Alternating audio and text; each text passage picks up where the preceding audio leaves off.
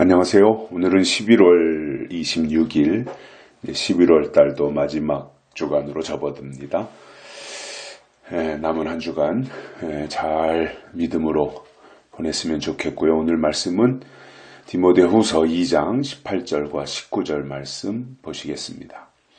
진리에 관하여는 저희가 그릇되었도다. 부활이 이미 지나갔다 하므로 어떤 사람들의 믿음을 무너뜨리느니라. 그러나 하나님의 견고한 터는 섰으니 인침이 있어 일러스되 주께서 자기 백성을 아신다 하며 또 주의 이름을 부르는 자마다 불의에서 떠날지어다 하였느니라. 아멘. 디모데후서는 바울이 디모데에게 쓴 편지입니다. 믿음의 아들이죠, 디모데가. 근데 이제 이른 나이에, 어린 나이에 멍에를 짊어지다 보니까 여러 가지로 바울에게 있어서 마음이 놓이지 않는 부분들도 있었을 것이고요. 그래서 특별하게 목회서신 차원에서 디모데 전서와 후서를 글로 써서 디모데에게 보냈던 것이고요. 디모데는 그 말씀을 받아서 그렇게 바울의 가르침대로 살려고 했던 모습들을 볼 수 있는데, 오늘 바울이 디모데에게 한 내용에는 이제 이런 것이 있습니다. 진리에 관하여는 저희가 그릇되었다, 이것입니다. 진리가 제일 중요한 거잖아요. 다른 것은 좀 부족하다고 할지라도 진리 문제에 있어서만큼은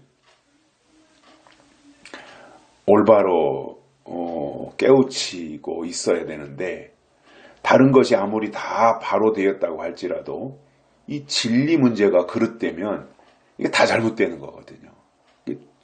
중요한 부분들이 있잖아요. 항상 모든 게 제일 중요한 부분, 신앙에 있어서는 진리 문제인데, 다른 것은 좀 이렇게 소홀히 한다든가 할지라도 그게 큰 문제가 생기진 않는데, 이 진리에 관해서 이 진리 문제에 있어서만큼은 잘못되면 이게 핵심이기 때문에 이게 잘못되면 다 잘못되는 거잖아요. 그러면 이 진리에 대해서 잘못된, 그릇된 이 사람들의 주장이 뭐였냐면 부활은 이미 지나갔다, 이렇게 말한다는 거예요. 부활은 이미 지나갔다. 예수님의 부활하신 것으로 부활은 이미 다 지나갔고 그 이후로는 이제 부활이 없다, 이렇게 이제 생각을 했던 사람들이지요. 사두개인들 같은 경우도 부활을 부인했던 사람들로 우리가 알고 있고요. 그러면 우리가 신앙이라고 하는 것은 이제 하나님이 하실 일, 예언의 말씀, 이런 것들을 우리가 비중을 두고 우리 믿음을 지켜나가는데, 예언을 믿는다고 하는 것은 결국은 그 진리인데 하나님의 약속이고요. 그러면 은혜 시대의 신앙의 핵심이 부활이잖아요. 우리가 죽지만 흙에서 와서 흙으로 돌아가는 이 죽음이 기다리고 있지만, 그러나 그 죽음 이후의 소망이라고 하는 것이 물론 영이 천국에 가지만 또 우리가 부활한다라고 하는 이것이 우리 기독교만이 가지고 있는 가장 큰 은혜이고 축복이라고 할 수 있죠. 부활. 그런데 기독교에서 부활이 배제되어진다, 부활이 사람들에게 있어서 그저 없는 일이다라고 한다면 기독교 신앙의 가장 중요한 가치를 잃어버리는 것이 되지 않겠습니까? 근데 이제 사람들이 이렇게 말을 했는데, 결국 부활이 이미 지나갔다, 앞으로 부활은 없다, 이렇게 말함으로 인해서 믿음을 무너뜨리는 일들이 생긴다라는 겁니다. 결국 부활은 이미 지나갔다, 앞으로 부활은 없다. 결국 우리 기독교 신앙은 앞에 있는 것을 믿고 약속을 믿고 하실 일을 믿고 나가는 것인데, 그것이 지나갔으면 믿음은 무너지는 거죠. 믿음이 없는 거죠. 약속이 없으면 믿음이 없는 거잖아요. 그래서 우리는 앞에 있는 것을 바라보고 나가는 건데, 진리에 관해서 그릇된 부활을 이미 지나간 일로 여겨버리는, 그래서 믿음을 무너뜨리는, 허무는 이러한 무리들이 있었다라는 것입니다. 그러나 그럴지라도 19절에서 보면 하나님의 견고한 터는 섰다라는 겁니다. 하나님의 그 기준, 하나님의 견고하심, 이러한 것은 온전히 서 있다라는 거죠. 그들이 부활을 없다고 한다고 해서 하나님의 나라가 흔들리는 것이 아니라, 하나님은 약속의 하나님이시고 약속하신 것을 끝까지 이루시기 때문에 그것은 사람들이 있다 없다 하는 것과 상관없이 하나님의 터는 서 있다라는 거죠. 견고하게. 그러면 이것을 누가 믿는 거예요? 하나님의 터, 이것에 대해서 믿는 거는 누가 믿느냐 하면은 19절 중반절에 보면 인치심이 있어 일렀으되, 인침이 있어 일렀다라는 거예요. 인침을 통해서 일러주는 말씀이 있다라는 거죠. 일러준다라는 게 뭐예요? 지나간 일은 일러준다라고 하는 게 아니죠.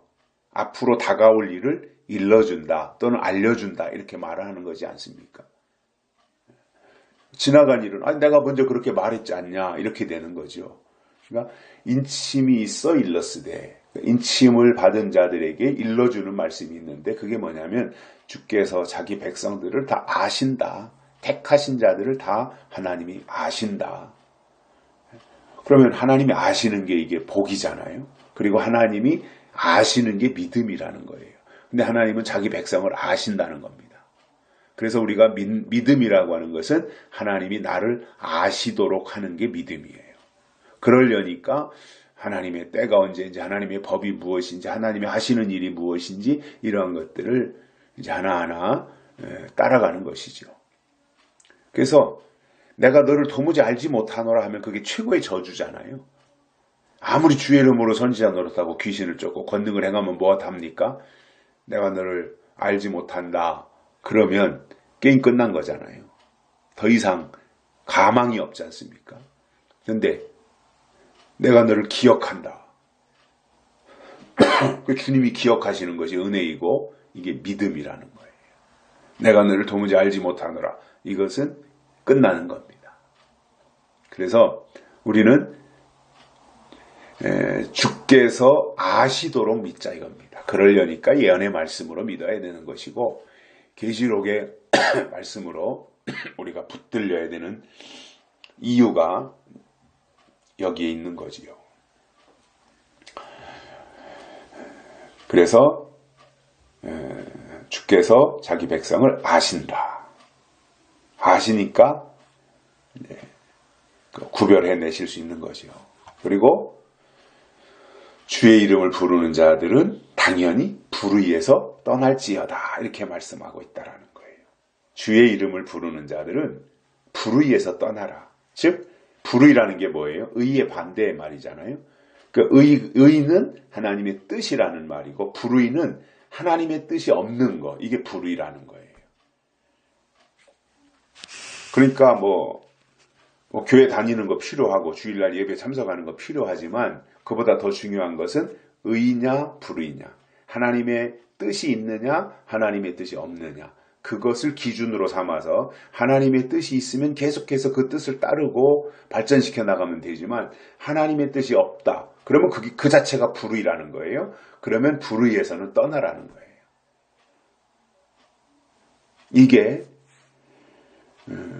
온전히 진리에 서 있는 사람들의 모습이라고 말씀을 하고 있는 것을 우리가 보면서, 우리가 참 믿음으로 산다고 애쓰고 있는데 우리의 애씀 또는 우리의 이 믿음이 그냥 허공을 치는 것이 되지 않으려면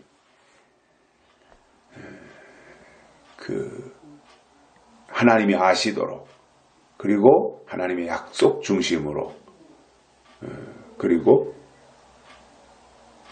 의를 쫓아서 살아가야 되는 이 모습들을 우리가 보면서 오늘 하루 동안도 또 이번 한 주간 동안도 하나님이 주신 시간 속에서 하나님이 맡겨주신 일들을 감사함으로 감당하면서 불의에서 점점 떠나서 의에 속한 그리고 진리에 속해 있는 그러한 하나님의 사람들로 살아가시기를 축복합니다. 감사합니다.